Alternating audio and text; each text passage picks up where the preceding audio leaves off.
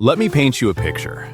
And for a second, don't think about trading or accounts or profit and loss. Just think about a road. Right in the middle of that road sits a steamroller. Big, heavy, the crawling forward so slowly that you'd almost swear it's standing still. And scattered on the ground in front of it are coins. Ones, fives, glinting in the sun, close enough to just reach down and grab. And there's a man crouched there, picking them up.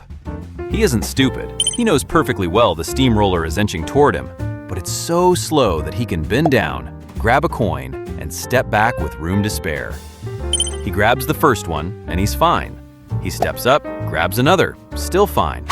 1 coin, 2, 10, dozens. His pockets grow heavier, and that steamroller never seems to catch him. So little by little, he gets bolder. If it's this slow, why settle for 1 at a time? He starts grabbing 2 or 3 at a time, lingering a second or 2 longer right in front of the machine, because the coins closest to it, the ones nobody dares reach for, tend to be the biggest. And still, every single time, he walks away clean and his pockets fuller. And those dozens of safe grabs become, in his own mind, the hardest proof there is. This money is easy, and I've got this. Just hold on to where that confidence comes from, because it rests entirely on one sentence. Nothing's gone wrong all these times, so I'm safe.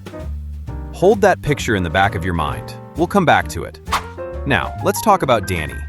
Danny buys a stock on margin at $100 a share, and before long, it drops and leaves him underwater, and it gnaws at him, because there's one number he can't stop staring at: his break-even price, the price where he can walk away whole, not a dollar lost. Right now, that price feels far away. He needs a real bounce to get back to it, and every tick lower means the bounce he needs gets bigger. And that feeling of the bar quietly rising on you is the one that eats at you most. So he reaches for a fix. Just buy a little more. The stock drops to 80, he buys the same amount again on margin, and just like that, his average cost gets pulled from 100 down to 90. And notice, this actually works, because now, to get back to even, he no longer needs the stock to climb all the way to 100. 90 is enough, and the bounce he's been aching for just got genuinely smaller. That break-even number on his screen slides down a big step, and that solid feeling of, I'm closer to getting out, is real. It isn't an illusion. That's the most seductive thing about this move. On the one thing that matters to him, getting back to even, it actually delivers on its promise. And quietly, one more thought creeps in. Just wait. When it climbs back, I'm holding twice the shares I started with, so I'll make twice as much. See what happened there? One single act of buying feeds get back faster to his fear and make more to his greed. One move feeding both mouths at once. And there is almost nothing on earth more addictive than that, so he digs in even harder. And here's the worst part. Most of the time, this actually works. It drops to 80, he averages down. A couple of days later, it really does bounce to the mid-90s. He closes out, pockets a small win, feels great. The next stock traps him, he averages down again, it bounces again, he wins again. And so he averages down, the bounce comes, and he wins. Over and over, until a belief takes root in him. This approach is solid. So what if I'm underwater? The more it drops, the more I buy, I pull down my cost, I wait for it to come back, and I have never lost. And by now, you can almost understand why he can't stop, because across every round he can actually see, this move has never once let him down. All right, now let's bring the coin picker back. That man, dozens of safe grabs, never once burned, the fear long gone, has even started to look down a little on the people standing back, too scared to step in. All his confidence rests on one sentence. Nothing's gone wrong all these times, so I'm safe. But look closer. Every coin he pockets, every clean getaway, is really him laying one more brick under the conclusion, I'm safe. And he's laying each brick with his life, because what he's actually been stacking up is not a safety record. It's a distance to that steamroller that shrinks a little more each time. Don't you feel it? That sentence in his head? Nothing's gone wrong all these times, so I'm safe, is the exact same sentence as Danny's. The more I average down, the more I make, and I've never lost. These two men are the same man. The coin picker bending down and getting away clean, again and again, is Danny averaging down, the little bounce really coming, his account creeping up. 9 times out of 10, that bounce is real. He really does win. The coins he pockets and that rising line in his account, not one of them is fake, not a single cent.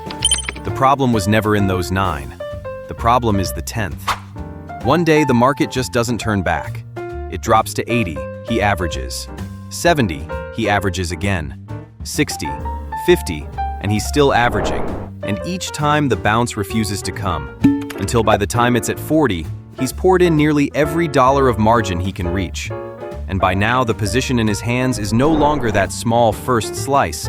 It's a mountain he built himself, layer by layer. And that mountain is not the slow little climb of small wins anymore. It's accelerating his losses on the way down. And when that day finally arrives, the whole mountain he stacked comes down at once and swallows the small wins from all 9 previous rounds, capital and account, in a single bite. Just like the coin picker, dozens of safe grabs, right up until he crouched a half-second too long reaching for the biggest coin deepest in, and his footing slipped that one beat. And just like that, every coin from dozens of trips and the man himself gone together. And the picture is even kinder to you than the truth, because at least the steamroller on that road you can see. If you're really alert, you can still get up in time. But the one in your account is invisible. You can't see where it's crept to, and by the time you feel it, it's already on top of you. And to really understand this, you have to see the loop clearly. Every time it lets Danny win, he trusts the approach more and dares to add more the next time. The more he adds, the higher the mountain stacks. And the higher the mountain, the bigger the number that comes down the day it collapses. So it isn't that 9 wins hide the 10th loss. It's that those 9 wins are, with their own hands, feeding the 10th loss bigger, bite by bite. Winning isn't the opposite of losing. Winning is the cause of it. That's why, if you go and look at the equity curves of countless traders who've blown up, you'll find they all wear the same face. A slow, steady climb, and then, all at once, a nearly vertical cliff slamming straight to the floor, back to zero, and it all starts over again. And the most sinister part of that curve is exactly the part that looks the most comfortable, that gentle slope up. Because that slope isn't Danny making money, it's Danny, one trade at a time, booking a not yet exploded position as profit ahead of time. Every tick the account number climbs, the blow he owes the market has quietly grown a little bigger. So the steadier and longer it climbs, the less it proves he's safe. It actually tells you the bomb underneath is buried deeper and wound tighter. The slope of that climb is nothing but the progress bar for the height of the cliff. And if you've ever seen a line like that in your own account, please remember, that's most likely not bad luck. That's this exact approach. Average down and lower your cost, signing its name on your account, and it always looks the same. So we have to flip that most dangerous sentence around. Wins 9 out of 10 is not proof you're safe. Quite the opposite. It's the bait. Work it out yourself. Those 9 times you make a small slice each, but the one time you lose the whole mountain you stacked layer by layer. And take 9 small slices, subtract 1 whole mountain, and that subtraction comes out negative. Which means the higher your win rate, the more you dare to add, the bigger that mountain, and the crueler that one subtraction gets. So a high win rate isn't offsetting your risk for you. It's saving up capital, bit by bit, for the risk. And follow that one step further, and you hit something that will put a chill down your spine. Danny has, this whole time, been writing disaster insurance on his own account. Think about it. That little bit he pockets each time he averages down, how steady it feels coming in, how reassuring, just like an insurance company quietly collecting a small premium every month, perfectly at ease. Up to here, it still feels great, but set the two side by side. An insurance company can dare to collect that premium because it has done the actuarial math. It holds enough reserves, and it can spread the risk across 10,000 customers. And Danny? No actuaries, no reserves. He has put his whole account on one thing, that the disaster will never come for him. And those 10,000 customers, from start to finish, are just him, one man. So in the end, Danny isn't the insurance company at all. He's the man who put his entire net worth on the line to underwrite a disaster he doesn't even know the size of, and pays the fees on top of it. He spent the whole time thinking he stood on the side that collects, when from beginning to end, he stood on the side that pays out, and those premiums he collected were just an illusion on the books, right up until the claim notice arrived. Now maybe you're thinking, fine, then I just won't sell. I'll hold, and as long as I don't sell, I haven't really lost, so I'll wait for it to come back. Unfortunately, on margin, the market doesn't give you that time. There's an old line: the market can stay irrational longer than you can stay solvent. As the price keeps falling, there's a line called maintenance margin, and the moment you break below it, the one pressing the sell button is no longer you. Not your judgment, not your holding on, not your conviction. It's your broker, and it will pick the ugliest possible price and close you out without mercy. You thought you were in a patience contest with the market. Really, your leverage set your surrender time in advance. So, where did it actually go wrong? From beginning to end, Danny was watching the wrong number. He stared the whole time at his average, at his break-even. But that break-even number is there to soothe him. It only answers one thing: how high does it have to climb before I'm not losing? And it never answers the other: if I'm wrong, exactly how much do I lose? And it's that second number that is the one number you actually have to keep a death grip on. So what you really have to do is flip that order completely. Before you enter, quietly ask yourself one thing: if I'm wrong about this from start to finish, how much am I willing to lose in total?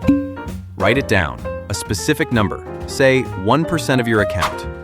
Once that number is locked, it turns around and decides how big a position you can buy, instead of, like Danny, setting the size on a whim and letting the losses drift wherever the market takes them.